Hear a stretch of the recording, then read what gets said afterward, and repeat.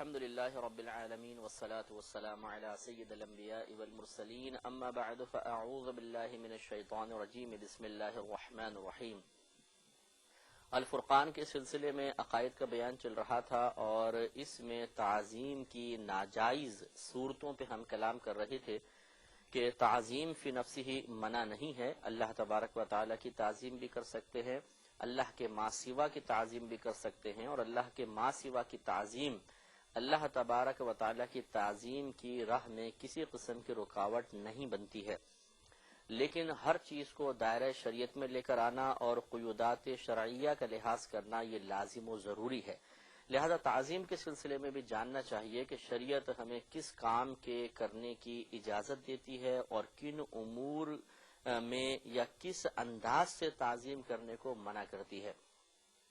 لہذا تعظیم کی ناجائز صورتوں میں سے پہلی صورت جو ہم نے بیان کی وہ یہ ہے کہ اللہ تبارک و تعالیٰ کے علاوہ اگر کسی کو بنیت عبادت سجدہ کیا تو یہ کفر ہوتا ہے، شرک ہوتا ہے اور انسان دائرہ اسلام سے خارج ہو جائے گا، کافر و مرتد کہلائے گا۔ اور اگر کسی غیر اللہ کو اللہ کے ما سوا کو معبود سمجھ کے سجدہ نہیں کیا گیا بلکہ تعظیم کی نیت سے سجدہ کیا گیا تو ہماری شریعت میں یہ حرام اور گناہ کبیرہ ہے، اگرچہ ہم اسے کافر قرار نہیں دیں گے۔ اور تیسرا کہ نہ سجدہ عبادت کی نیت حاضر تھی اور نہ ہی سجدہ تعظیمی کا ارادہ تھا، ویسے ہی کسی کے سامنے سجدہ کر ڈالا، اس میں بھی اکثر اہل علم اسی طرف گئے ہیں کہ ایسے شخص کو کافر قرار دیا جائے گا۔ اگر کسی معظم دینی کے سامنے یا کسی صاحب منصب شخص کے جو دنیاوی طور پہ منصب حاصل کیے ہوئے ہے، اگر اس کی تعظیم کی خاطر اس کے سامنے کی زمین کو چوما تو یہ بھی منع کیا گیا ہے اور ناجائز اور حرام قرار دیا گیا ہے۔ اسی طریقے سے بوقت ملاقات حد رکوع تک جھک جانا، ان رکوع کی حد تک جھک جانا، اس کو بھی فقہا نے بدعت قرار دیا اور حرام قرار دیا ہے۔ تو ان تمام صورتوں کو اپنے ذہن میں رکھتے ہوئے ہمیں چاہیے کہ حکم شریعت کو سمجھیں اور تعظیم کی اگر ان ناجائز صورتوں میں سے کسی صورت کو ہم نے اختیار کیا ہے تو فوراً اسے ترک کر کے اللہ تبارک و تعالیٰ کی بارگاہ میں توبہ کریں۔ تو یہی بات ابھی چل رہی تھی کہ سامنے کسی کے جھک جانا یا زمین کو چومنا یہ سامنے والے کی تعظیم کی نیت سے یہ منع ہوتا ہے۔ اس پر مختلف فقہا کی عبارتیں آپ کی خدمت میں عرض کی تھی۔ البنایا ہدایہ کی شرح ہے، اس میں بھی صفحہ جلد نمبر 4 صفحہ نمبر 256 پر علامہ بدر الدین عینی رحمۃ اللہ علیہ نے کی عبارت نقل کی ہے، کہتے ہیں کہ وما یفعلہ بعض الجہال من الصوفیۃ، اور یہ صوفیہ حضرات میں سے جو بعض جاہل لوگ کرتے ہیں کہ بین یدی شیخہم، اپنے شیوخ یا پیر کے سامنے جو کرتے ہیں، یعنی وہ جھکتے تھے، زمین کو چومتے تھے یا سجدے کرتے تھے، کہتے ہیں کہ فحرم محضن، محض اس کو حرام قرار دیا گیا ہے۔ اقبح البدع، یہ بدعت میں سے سب سے قبیح ترین بدعتیں ہیں۔ وینہون عن ذلک لا محالۃ، تو ایسے لوگوں کو لازمی طور پر اس سے روکا جائے گا۔ تو معلوم یہ ہوا کہ جو مطلب پیر اعظام کے سامنے بعض لوگ جھک جاتے ہیں سجدے کسی حالت میں، رکوع کسی حالت میں، یہ شریعت نے سختی کے ساتھ منع کیا ہے۔ اور ابھی انشاءاللہ آگے آپ دیکھیں گے مزید ہم عبارات لے کر آئیں گے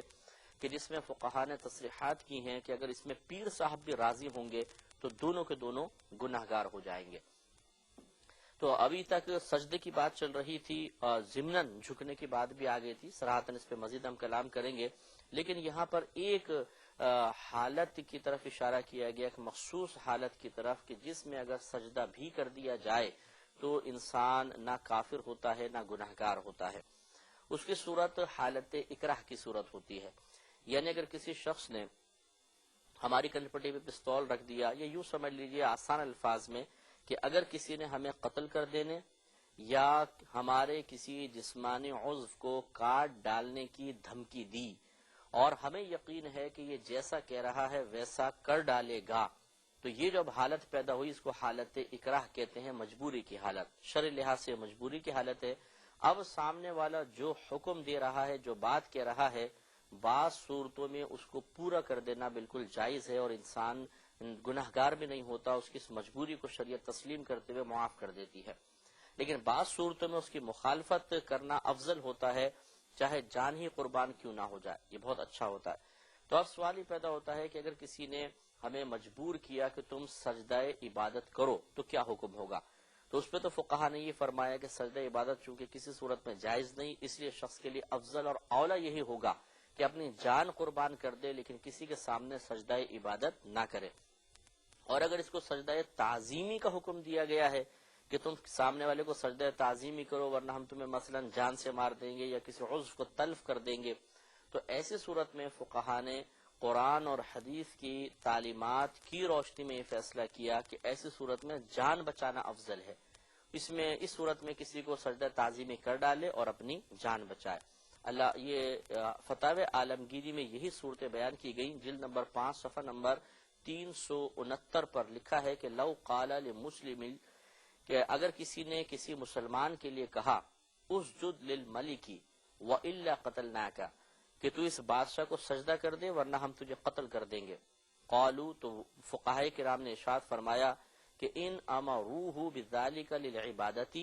اگر ان لوگوں نے اس شخص کو عبادت کے لیے اس کا حکم دیا ہے، یعنی سجدے کا حکم دیا ہے عبادت کی غرض سے، فالافضل لہ،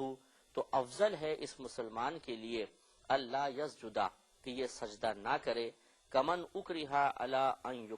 یکفر، جیسے کہ اس شخص کی مثل کہ جسے مجبور کیا گیا تھا اس بات پر کہ وہ کفر کر دے یا کفر کا فعل سرزد کیا جائے، تو کان صبر افضل، تو اس کے لیے صبر افضل ہوگا، یعنی بات نہ مانے تو یا مطلب اگر یہ بالکل جیسے کہ کسی شخص کو کفر پہ مجبور کیا جائے کہ تم کفر کا ارتکاب کرو، کوئی ایسا فعل کر دو کہ تم کافر ہو جاؤ، تو وہاں پر بھی صورتحال یہ ہوتی ہے کہ حالت اکراہ کے باوجود افضل ہی ہے کہ وہ جان قربان کر دے لیکن کفر والا فعل سرزد نہ کرے، اس سے سرزد نہ ہو۔ اسی طریقے سے یہاں مسئلہ ہوگا، لیکن کہتے ہیں وَإِنْ أَمَرُوهُ بِالسُّجُودِ لِلتَّحِيَّةِ وَالتَّعْظِيمِ، اور اگر حکم دیا تھا انہوں نے سجدہ کرنے کا تحیت کے لیے، یعنی سلامی کی غرض سے، تعظیم کی غرض سے، کل عبادت کی مثل، فالافضل له ان يسجد، تو اس کے لیے افضل یہ ہے کہ اب یہ سجدہ کر دے،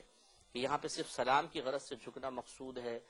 تعظیم کی نیت سے جھکنا مقصود ہے، جو عام حالات میں یقیناً گناہ کبیرہ تھا، کفر نہیں تھا، اور اس حالت اکراہ میں یہ اس کا گناہ معاف کر دیا جائے گا، تو اب اس کے لیے افضل یہ ہوگا کہ اپنی جان بچائے۔ تو یہاں تک معلوم ہوا کہ سجدہ غیر اللہ کے لیے بالکل جائز نہیں ہے، کسی بھی صورت میں جائز نہیں ہے۔ اب دوسری ہم تعظیم کی صورت لیتے ہیں، ملاقات کے وقت جھکنا، اگرچہ ضمناً تھوڑا سا کلام پیچھے ہو چکا ہے لیکن اب صراحتاً ہم اس کو لیتے ہیں، حدیثوں کی روشنی میں دیکھیں گے۔ چنانچہ ملاقات کے وقت جھکنے کو خود ہمارے نبی کریم صلی اللہ علیہ وسلم نے صراحتاً منع فرمایا۔ چنانچہ حضرت انس رضی اللہ تعالی عنہ سے یہ حدیث مروی ہے، جامع ترمذی میں اس کو نقل کیا گیا ہے، ابواب الادب میں ہے، جلد نمبر 2 صفحہ نمبر 97 پر۔ حضرت انس رضی اللہ تعالیٰ عنہ فرماتے ہیں قال رجل، کہ ایک مرد نے عرض کی یا رسول اللہ صلی اللہ علیہ وسلم، اے اللہ کے رسول، اور رجل منا، ہم میں سے کوئی مرد، یلقا اخاہ او صدیقہ، وہ ملاقات کرتا ہے اپنے بھائی کے ساتھ یا اپنے دوست کے ساتھ، اینحنی لہو، تو کیا وہ اس کے لیے جھک جائے؟ قال لا، تو نبی کریم صلی اللہ علیہ وسلم نے فرمایا کہ نہیں۔ تو سرکار نے بوقت ملاقات ادباً جھکنے سے منع فرما دیا۔ اور امام طحاوی نے شرح معانی الاثار، یہ بھی حدیثی کتاب ہے، اور فقہ حنفی کے تائید میں جو احادیث ہیں اس کتاب میں آپ کو ملیں گی، شرح معانی الاثار جلد نمبر 2 صفحہ نمبر 399 پر آپ یہ کہتے ہیں انہم قالوا، کہ ان لوگوں نے عرض کی، یعنی صحابہ کرام نے عرض کی یا رسول اللہ صلی اللہ علیہ وسلم، اے اللہ کے رسول، اینحنی بعضنا لبعض،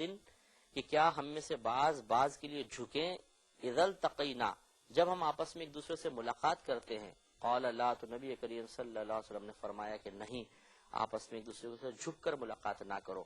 تو معلوم یہ ہوا کہ سجدہ تو بہت بڑی بات ہے، نبی کریم صلی اللہ علیہ وسلم نے اپنے مسلمان بھائی سے بوقت ملاقات جھک کر ملنے کو بھی منع فرما دیا ہے۔